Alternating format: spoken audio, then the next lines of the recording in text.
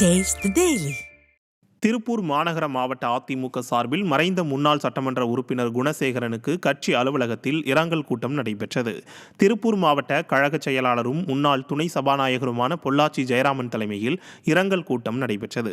முன்னாள் அமைச்சர்கள் Udumalai K. Radhakrishnan, SM. Anandan, AIADMK சட்டமன்ற உறுப்பினர் விஜயகுமார், முன்னாள் சட்டமன்ற உறுப்பினர்கள் பழனிசாமி, கரைப்புதூர் நடராஜன் உட்பட பல்வேறு கட்சிகளைச் சேர்ந்த நிர்வாகிகள் மறைந்த முன்னாள் சட்டமன்ற உறுப்பினர் குணசேகரனின் படத்திற்கு மலர் தூவி மரியாதை செய்து 2 நிமிடங்கள் அஞ்சலி செலுத்தினர்.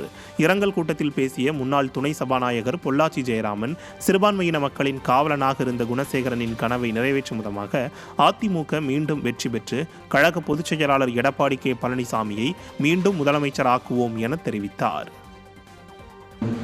எந்த நிலையிலும் சிறுபான்மை சமுதாய மக்களின் காவலர் என்பதை அவர் நிரூபித்துக் கொண்டே இருந்தார். இறந்தபோது சிறுபான்மை சமுதாயத்தைச் சேர்ந்தவர்கள் போட்டிருந்த பதிவை நான் என்னுடைய செல்போனில் பார்த்தேன்.